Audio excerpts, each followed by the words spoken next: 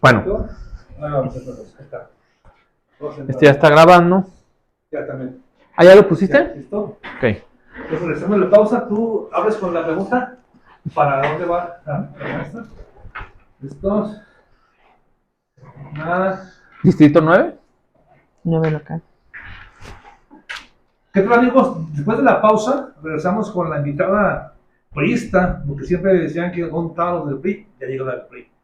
La maestra Hortensia Noroña, estamos en su vecina, en una entrevista muy buena para hacer para dónde va, y enseguida continúa el director de Educación Política, me equivoqué. No, está bien, porque te iba a decir, esta entrevista de todas maneras va a salir cuando ya están las campañas, ya Sí. podemos hablar libremente de... No, porque yo inicio campaña hasta marzo. Okay, entonces, ¿A poco? Sí, nosotros nada más tenemos que Entonces pensar en- no podemos hablar de propuestas. No, propuestas nada para ¿dónde va? Pero sí puedo hablar de lo que estoy ¿Dónde va? haciendo en el Congreso. Ah, va, ok. Ah, entramos. ¿Puedes ir para ¿dónde va? No. Sí, sí puedo decir. Okay. Pero me puedes preguntar Bueno. qué iniciativas está trabajando ahorita en el Congreso. ¿Listos? ¿Qué tal, amigos? Después de la pausa regresamos. Aquí estamos en la oficina de la diputada Hortensia Noroña. Ya saben, manden mensajitos de WhatsApp, publiquen, den un like, y ya saben que esta página es única, porque la única es Calzón Quitado, y no tenemos invitaciones porque aquí está el bandido que le da el sello real. Vamos con el director de Calzón Quitado, Ángel Miranda, para que continúe con las preguntas de hoy, aquí con la diputada Hortensia Noroña. Bueno, maestra, pues antes que nada, continuamos. Gracias por recibirnos. No teníamos el gusto de platicar contigo. Eres un perfil y una persona excelente. Gracias. Y es muy ameno poder charlar porque platica uno como amigo, ¿no, bandido? Y a ver, del tema, fuiste diputada federal. Ahorita eres diputada local plurinominal. Así es, yo encabecé las listas del Partido Revolucionario Institucional en el proceso del 2021 y ahorita estoy ocupando una en la Cámara de Diputados local. Nos ha tocado ver varias iniciativas porque nosotros finalmente como medio lo seguimos a todos y me tocó ver una que ahorita tiene mucha relevancia cuando fuiste presidenta de la Cámara, que fue la que tiene que ver con todo lo que es la ley que se hizo para que pudiera finalmente haber una paridad en los congresos con la mujer. ¿Nos podrías platicar un poquito? Sí, bueno, nos tocó una reforma electoral en donde planteamos la inclusión de varios grupos minoritarios en las listas de representación, la inclusión clara de los jaliscienses residentes en el extranjero, de las personas con discapacidad, de las personas ¿Migrantes? LGTB, los migrantes son los residentes en el extranjero. Ah, sí.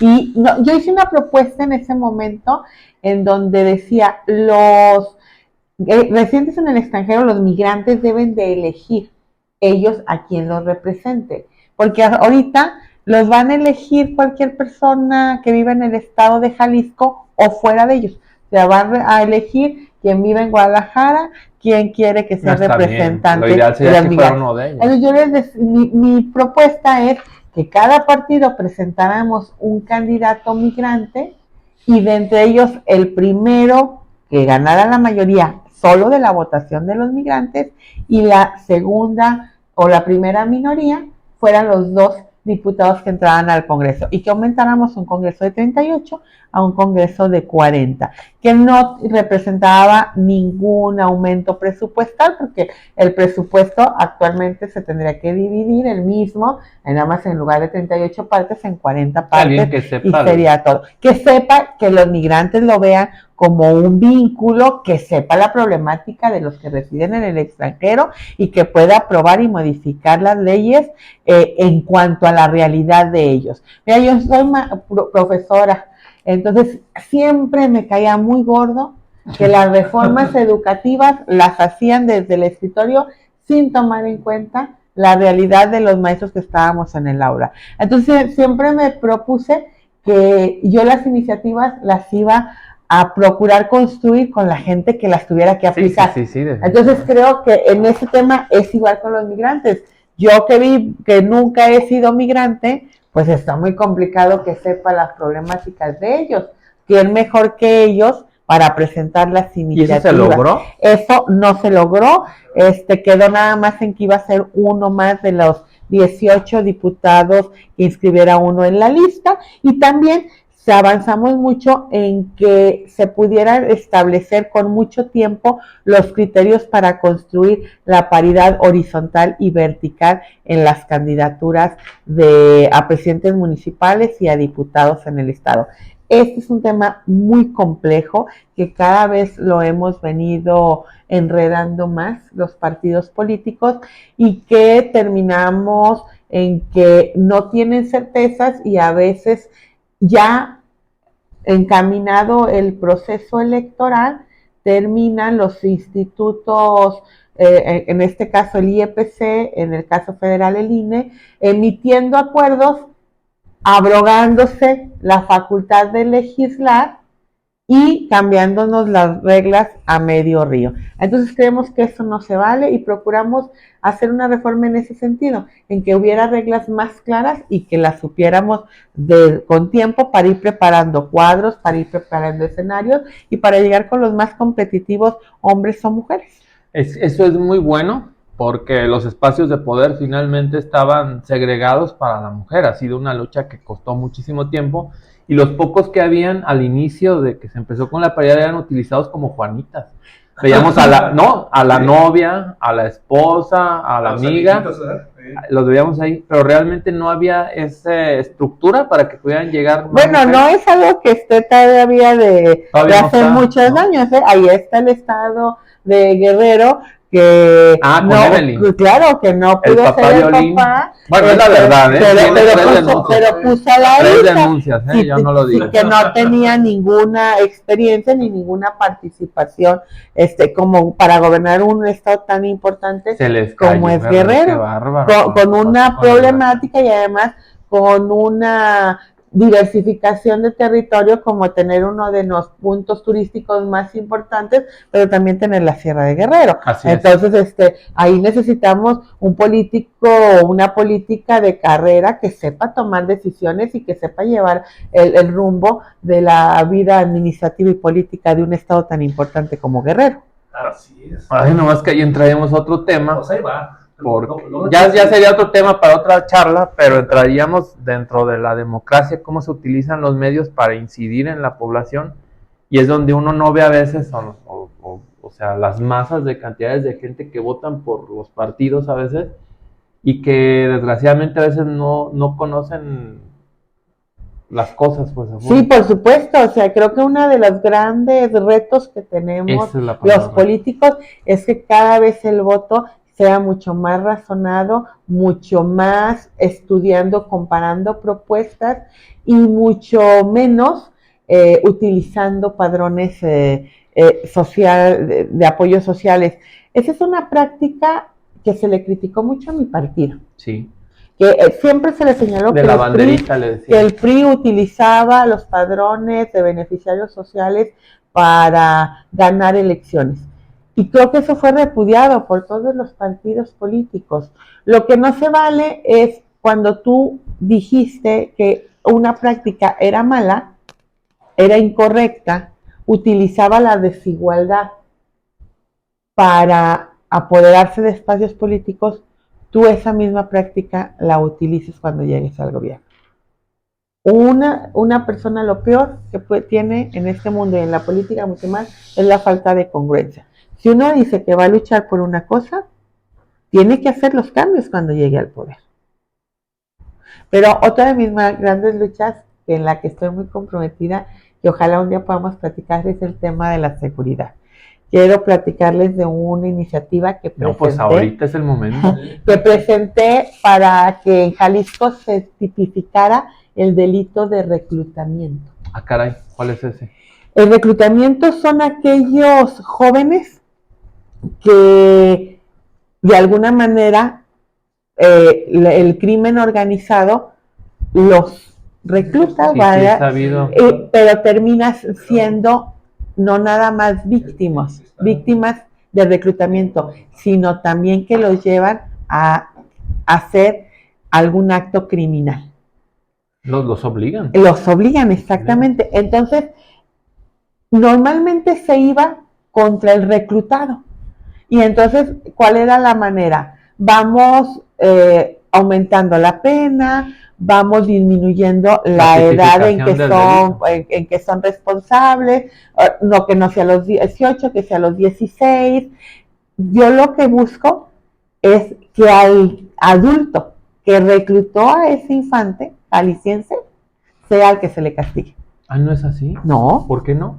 Porque no existe el delito. Pero al final utilizan un medio que es el engaño para obligarlos a Sí, delinquir. pero no existe el delito. El día de hoy, en el Código Penal del Estado de Jalisco, no existe el delito de reclutamiento. Hubo un caso de 2 niños de Zapopan, digo niños porque tenían entre 14 y 15 en una plaza, que fueron a buscar un trabajo porque lo vieron publicado y alcanzan a hacer una llamada, un mensaje y ya no los encuentran. Sí, ahí lo que pueden hacer es denunciar por privación de la libertad, por secuestro, bla, bla, bla. Pero aquí yo me refiero a aquellos niños que no, que están libres. A ese niño que le dicen, tú te vas a quedar en tu casa, vas a estar en la ventana, un niño de 9 años, y yo te voy a pasar 100 pesos a la semana, 200 pesos, y tú me vas a decir quién pasa y quién no pasa. Como halcón. Halcón. A los 3 años ya no va a estar en tu casa, va a estar en la esquina y vas a tener una moto Crece en la o estructura una del bicicleta y entonces vas a ir y vas a dar la vuelta a la manzana. A los pocos años más vas a llevar estas bolsitas a repartir y a los 12 años les dan un arma.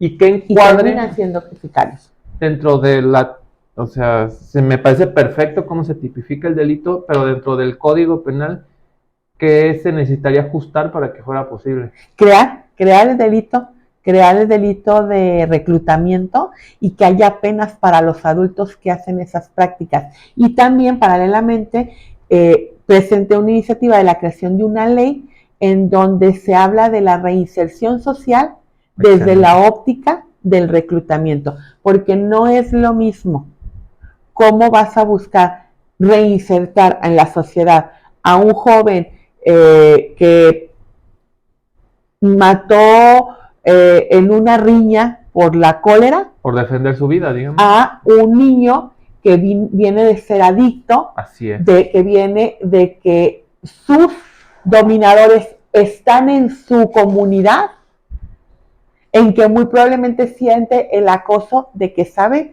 de sus padres, saben de sus hermanos y que su vida corre peligro, que muy probablemente desde muy temprana edad cayó en una drogadicción, en un alcoholismo, porque es un medio para ellos engancharlos. Mira, yo te doy esto, te lo doy más barato, ahora traigo esta, tú repártelo. Es una óptica diferente, es un fenómeno distinto y desde ahí tenemos que buscar una reinserción diferente. Ese tema, y la felicito, te felicito, maestra, de verdad, es un tema que a mí me gusta, lo he estudiado, me había tocado platicarlo. Es las condiciones estructurales que definen tu personalidad a la hora de que tú sales al mundo. No es lo mismo que yo, Enrique, haya crecido con padres golpeadores, viciosos, donde crecí con un contexto donde crecí con lobos, a que crecí con alguien que me dio mi lugar como persona. Eso incide mucho y en la criminología, de hecho, es una rama donde se estudia precisamente el encuadre de cómo uno llega a delinquir, o se debería de estudiar. Pero sí es muy interesante porque realmente las condiciones nos definen, a veces más que invertir en la educación, que es muy importante, en las condiciones estructurales como estamos creciendo con nuestras juventudes. Claro, no es lo mismo un joven o un infante que se tiene que cuidar y tiene que cuidar a sus hermanitos él solo porque sus dos padres tienen la necesidad de trabajar de 8 de la mañana a 8 de la noche y que los ve solamente para cenar, a una persona que tiene la posibilidad de que su mamá o su papá trabaje medio turno y en la tarde esté con él y le esté revisando o hagan juntos la tarea. Y no es lo mismo quien vive en un fraccionamiento en donde es una zona dormitorio, en donde los únicos que hay son niños todo el día, a quien vive en una colonia, en un barrio en donde hay actividad y movimiento de todo, edades, todo el día en las calles. Nunca será lo mismo. Nada más para terminar, bandido, discúlpame. Es un proyecto muy ambicioso. Desgraciadamente el factor tiempo es algo que yo veo que puede ser una limitante. Ojalá y se dejen estructuralmente dentro de las legislaturas el que se siga el camino para que pueda ser, porque es un tema número uno que aparte de complejo, muchas de las veces los partidos y los políticos le entran a los temas que solamente la gente ve y entiende, pero este tipo de temas que a veces la gente desconoce, como no son tan rentables, no le entran, pero son muy importantes porque son la base de lo que somos como sociedad. Y yo creo que sí es rentable, porque si nosotros no ubicamos el delito del reclutamiento, el delito del halconeo, no lo vamos a poder combatir. Así es. Y si nosotros queremos combatir el crimen organizado, la delincuencia, superar los temas de la seguridad, como el presidente, lo primero que debemos de hacer es que cada vez sean menos los niños y los adolescentes que entren a las filas del crimen organizado. Exacto. Es el primer camino. Bien, maestro, es un tema maestro, muy interesante, pero quiero hacer un pequeño paréntesis y regresarme con el INE. Cuando estaba PRI o PAN en el poder, los de Morena y oposición decían que Ciro Murayama y que Lorenzo de Córdoba decían que eran corruptos y que el INE estaba a favor. Ahora estamos al revés. Precisamente ahora con el INE, con la paridad de género, aquí por lo menos en Jalisco fue igual, que ya cambian a uno por mujer en un pueblo para que Guadalajara sea mujer o hombre. Entonces estamos peor todavía que antes, maestra. Pero sí, siempre estaban antes, se estaban quejando. Y hoy estamos peor todavía. A ver, lo que pasa es que el escenario es muy complicado para lograr cuadrar tantos requisitos que el día de hoy nos piden las leyes electorales. Yo creo que